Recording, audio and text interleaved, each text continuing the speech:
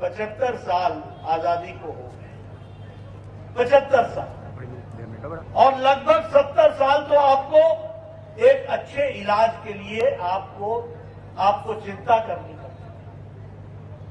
दिलीप भाई, आप शायद एमएलए 98 में बने थे, 99 में आप एमएलए बने।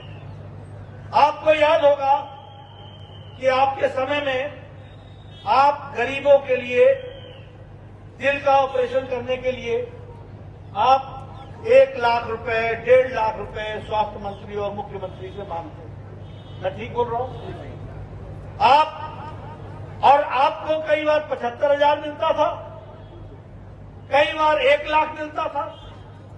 अब इलाज कराए, मरीज बचेगा कि नहीं बचेगा मालूम नहीं। एक समय था जब आप कोई लीवर का ऑपरेशन कराना होता था गरीब आदमी का, तो आप लिखते थे कि हमको 2 लाख, हमको 3 लाख चाहिए। कभी मिल जाता था, कभी नहीं मिलता। लेकिन प्रधानमंत्री मोदी जी जब देश के प्रधानमंत्री बने और उन्होंने मुझे वो सौभाग्य दिया कि मैं स्वास्थ्य मंत्री बना, तो उस समय मोदी जी ने आयुष्मान भारत की स्कीम लाई, और इसीलिए आपने अभी दिलीप भाई का वक्तव्य सुना, मैं गुजराती में समझ रहा था। वो पानी की बात कर रहे थे, उन्होंने बताया कि किस तरीके से उन्होंने जनसामा की समस्याओं को सॉल्व करने का प्रयास किया। इसके पहले ये कंस्टिट्यूंसी समी के नाम से जानी जाती थी, और उस समय आपने 90% नर्मदा का पानी लाकर आपने समी पे पानी पहुंचाया, और आज आपने जनसामा में आपने सुजलाम सुफलाम के माध्यम से पाइप से पानी पहुंचा करके हमारे नहरों को हरा भरा करके पानी से भर के और सिंचाई का काम आगे बढ़ा रहे हैं। ये हम सब लोग जानते हैं। अभी इन्होंने ये 4 लेन की बात आपके सामने की, कोई 2 लेन, कोई 4 लेन, कोई हाईवे, आईटीआई का कॉलेज खोल करके दिया, साइंस कॉलेज का जमीन आपने अलॉट करा दी है, और उसी तरीके से जनसामा पाटन जिले में सबसे ज्यादा लिटरेसी वाला शिक्षित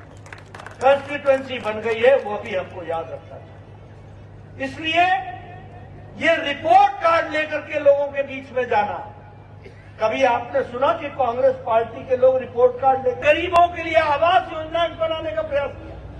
यानी इनको बरगलाना, अटकाना, भटकाना, लटकाना और झूठ बोलना इनकी फितरत में। सरकार का पैसा, बोले इंदिरा गांधी जाते जाते गरीबों के लिए इंदिरा आवास योजना, 2 पंचायतों में 1 घर। इधर प्रधानमंत्री मोदी जी बने प्रधानमंत्री आवास योजना में 3 करोड़ 60 लाख पक्के मकान बना दिए। 3 करोड़ 60 लाख पक्के मकान, 2 बेडरूम, 1 रसोई में गैस का चूल्हा, पानी की व्यवस्था, शौचालय में पानी की व्यवस्था, कोर्ट यार्ड, इसके साथ 3 करोड़ 60 लाख मकान बनाए, और गुजरात में 15 लाख मकान पक्के दिए प्रधानमंत्री मोदी जी ने।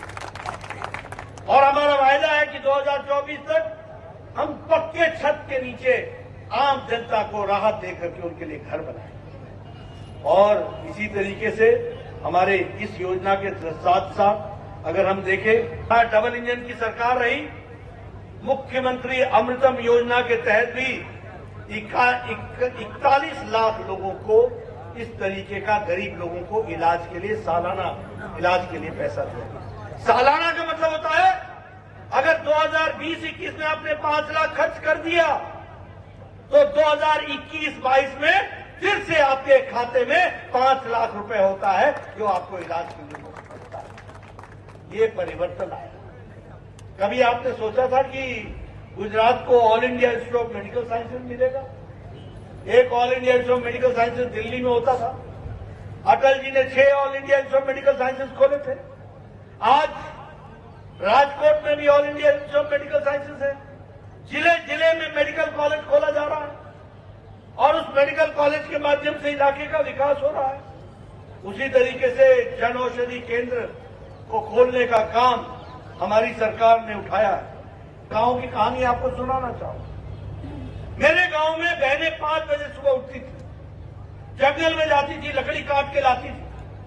और हमारे गांव मतलब पहाड़ के गांव है, उन जंगलों में शेर भी होते, उन जंगलों में जंगली जानवर भी होते, उनके बीच में वो जाती, पेड़ लकड़ी काट के लाती थी, लकड़ी का चूल्हा जलाती थी।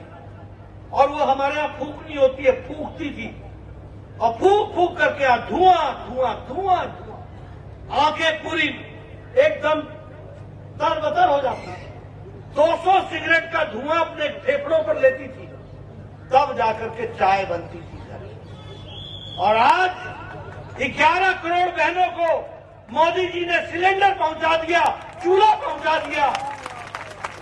अब हमारी बहनें टक से लाइटर जलाती हैं, 5 मिनट में चाय बना के पिलाती हैं, आधे घंटे में भोजन करा देती हैं।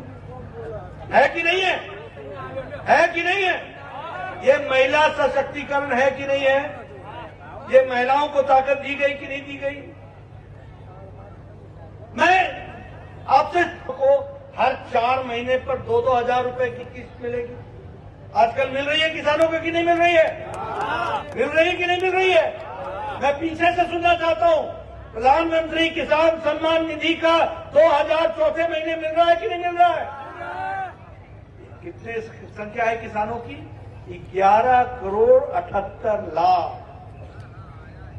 यह है किसानों की तस्वीर बदलने का योजना। 27,000 करोड़ रुपए एग्रीकल्चर का बजट था, आज मोदी जी ने 1,24,000 करोड़ रुपए का बजट बनाया।